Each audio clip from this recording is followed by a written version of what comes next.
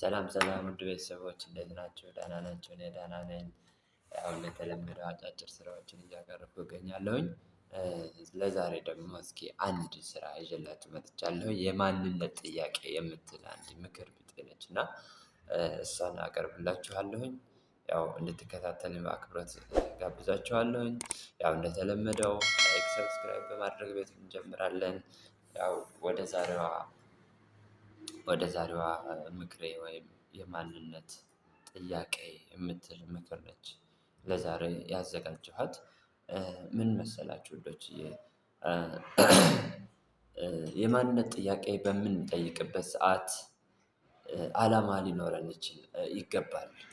ማለት አላማ መፈለግ አለብን። መጀመሪያ አላማዬ ምንድነው? እኔ ምንድነው አላማዬ? ፍላጎቴ የወደፊት ምን መሆን ነው የምፈልገው?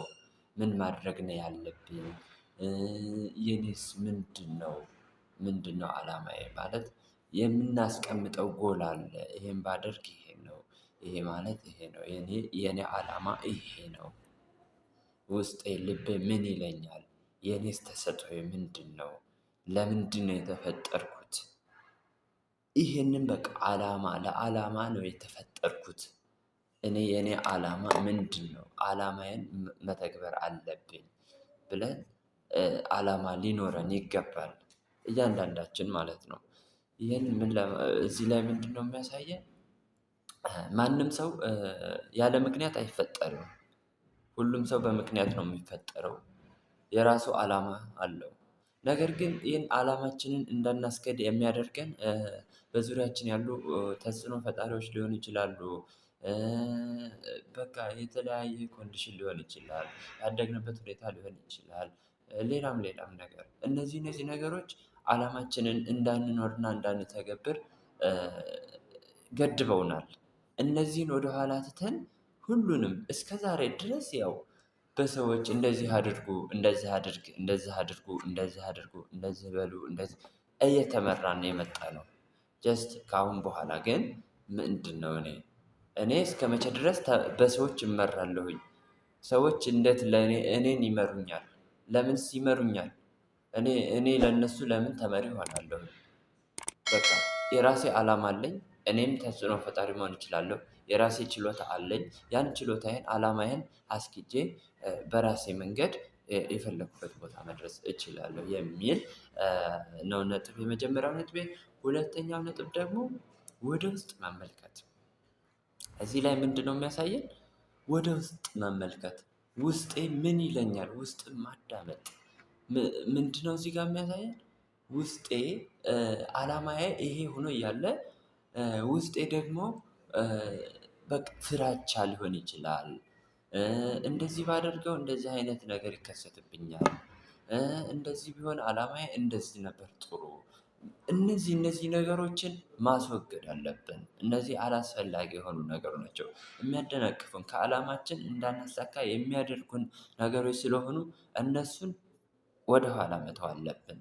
ውስጣችን ልባችን የሚለንን ነገር መከተል በፖዘቲቭ መልኩ ሰውን የሚጎዳ መሆን የለበትም። ሌሎችን ጥገኛ የሚያደርግ መሆን የለበትም። ነገር ግን ራሳችንን በቃ ጀስት በራሳችን መንገድ ራሳችን ውስጣችን የሚያዘንን ያንን ነገር አላማችን ጋር አገናኝተን ነው መስራት ያለብን ነው የምላችሁ። ሌላው ነጥቤ ምንድነው? የህይወታችን ተሞክሮዎች። እያንዳንዳችን ልክ መልካችን እንደሚለያየው ሁሉ አስተሳሰባችን፣ የህይወት ጉዟችን፣ ተሞክሮቻችን ይለያያል። ሌላም ነገር ይለያያል። ምክንያቱም ሁሉም የተለያየ እንደ አካባቢው፣ እንደ ቤተሰቡ፣ እንደ ኑሮ ሁኔታው፣ እንደ ሲቹዌሽኑ ይለያያል እያንዳንዱ ሰው ማለት ነው። ያንን የየራሳችን የህይወት ተሞክሮዎችን እነዛን ከዓላማችን ጋር ማገናኘት አለብን። ምክንያቱም እነዛ የህይወት ተሞክሮቻችን ለአሁን ለቀረጽነው አላማ ምንድነው? ፊድባክ ናቸው። ማለት እነዛ አላማዎቻችንን እንድናሳካ እንደ መነሻ ነጥብ ይሆነናል። ከዚህ ቀደም ምን አድርገን የት ደርሰናል? ምን ምን ፈተናዎች ገጥመውናል? ምን ምን የሚያስደስት ነገር ገጥሞናል? ምን ምን ምን ምን ህይወት አሳልፈናል? ምን አይነት ህይወት አሳልፈናል? ምን አይነት ህይወትስ ገጥሞናል? ምን አይነት ነገርስ አጋጥሞናል? እነዛን ነገሮች እንደ ፊድባክ ወይም እንደ ኮሜንት በእኛ ላይ እንደ መነሻ ነጥብ ወስደናቸው ምንድነው እነዛን እንደ ተሞክሮዎች ወስደን በቃ አዲስ መቅረጽ አለብን ማለት ነው። ከዛሬ ጀምሮ አዲስ መቅረጽ አለብን። ሌላው ሁለተኛ ራስን የማግኘት ሌላው አይ ሚን አራተኛው ነጥብ ምንድነው? ራስን የማግኘት ስራ ነው። ራስን የማግኘት ስራ ምንድነው? ራሳችንን የማግኘት ስራ አላማችንን ፈለግ ከተሞክሮቻችን ጋር አገናኘን ወደ ውስጣችን ተመለከትን ራሳችንን መፈለግ በቃ እኔ የቱ ጋር ነኝ? እኔ የቱ ጋር ነኝ የሚል ራሴን መፈለግ አለብኝ። እኔስ ምንድነው እየሰራሁ ያለሁት? የቱ ጋር ነኝ? ምንድነው እኔ ማድረግ ያለብኝ? ምንስ እያደረኩ ነው ያለሁት? እኔ በቃ መፈለግ ራሴን መፈለግ እኔ በቃ ምንድን ነኝ? የቱ ጋር ነኝ? ምን እየሰራሁ ነው? የት ነው የምደርሰው? ምንድነው ስራዬ እኔ? እሱን በቃ ከአላማዬ ጋር አገናኝቼ ራሴን አግኝቼ ራሴን መሆን አለብኝ የሚል ሀሳብ ነው እዚህ ጋር የሚያሳየን። ሌላው ሀቀኝነት ወይም እውነተኛነት መላበስ ነው። እዚህ ጋር ምንድነው ሀቀኛ መሆን አለብን ወይም እውነተኛ መሆን አለብን። አላማችንን እንፈልጋለን፣ ራሳችንን እንቀርጻለን፣ የራሳችንን ፊድባክ እንወስደን፣ በራሳችን መንገድ እንጓዛለን ማለት ውሸታም እንሁን ወይም የራሳችንን ህይወት ሌሎችን እንተው ሌላም ሌላም ነገር ከሰዎች ጋር ነው የምንኖረው፣ ከማህበረሰብ ጋር ነው የምንኖረው፣ ከቤተሰብ ጋር ነው የምንኖረው። እንደዚህ ስንኖር ምንድነው ያው እውነተኛ መሆን አለብን። እውነተኝነትን ሀቀኝነትን መላበስ አለብን። ይሄንን ደግሞ ምንድነው ሌሎች እንዲመሰክሩልን አይደለም፣ ለታይታ አይደለም መሰራት ያለበት እውነተኝነትን ለማግኘት ምንድነው ማድረግ ያለብን? ራሳችንን መንፈሳዊ መሆን አለብን። መንፈሳዊ በቃ ጀስት ምንድነው እዚህ ጋር ያው እውነተኛ በምንላበስበት ሰዓት ሌሎች እንዲመሰክሩልን እከሌ እኮ ሀቀኛ ነው፣ እከሌ እንደዚህ ነው፣ እከሌ እንደዚህ ነው፣ እከሌም እንደዚህ ናት እንድንባል አንጠብቅ። ምንድነው ራሳችን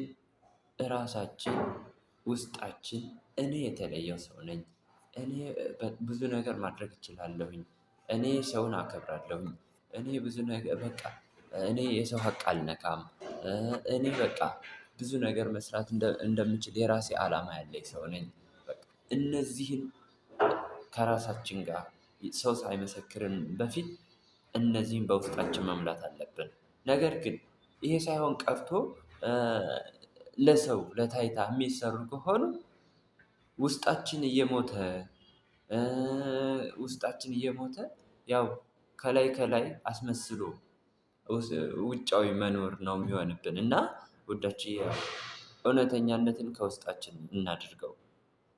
በቃ ይሄ ነው የምላችሁ ነገር። ሌላው በማጠቃለያ ሁላችንም የተፈጠርነው የየራሳችን የሆነ ድንቅ ችሎታ አለን። የየራሳችን የሆነ አላማ አለን። የየራሳችን የሆነ ግብ አለን።